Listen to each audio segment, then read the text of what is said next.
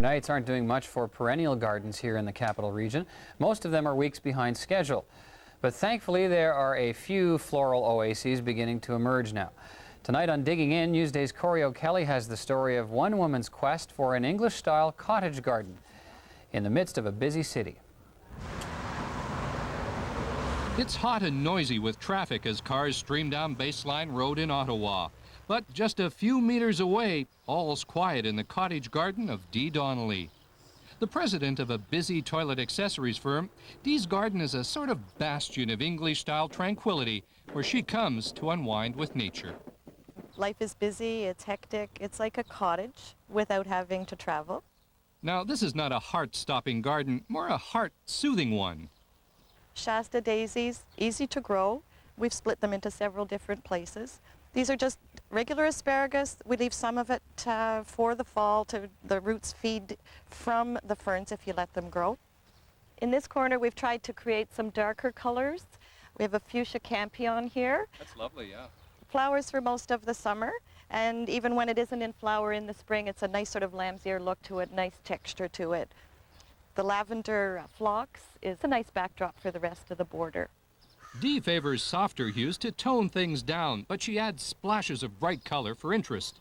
My favorite colors are the purple and pinks. It's not just a flower thing, it's a clothing thing. Now, Dee, I noticed you've got hundreds of chive onion plants in here. What's with all the onions? It's just a perennial border. They flower beautifully for us at the beginning of July. They're just about finished now. We use some of them for cooking, but basically there's a little hedge, a little border around the entire garden. Now, you'll notice this is not a tailored spot.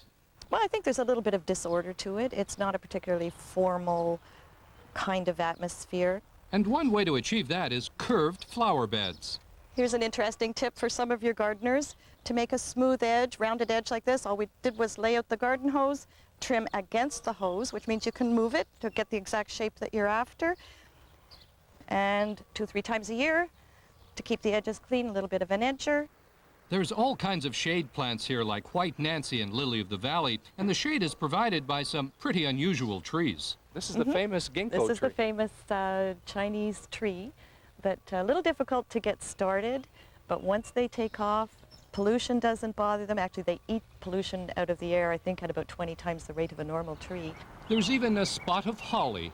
This one's about 6 years old. It was a little hard to get it started, but it seems to have established itself fairly well now. There's a male plant and a female, which is essential if you're going to have holly berries.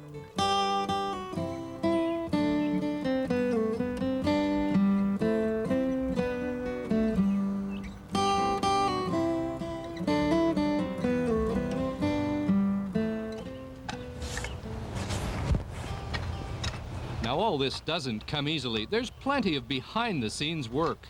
It's a lot of hours spent out here.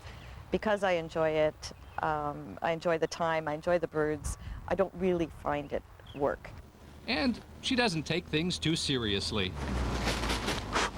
Yep, those are silk flowers. Kind of brings a whole new meaning to waterless gardening. For Digging In Ottawa, I'm Corey O'Kelly, CBC News.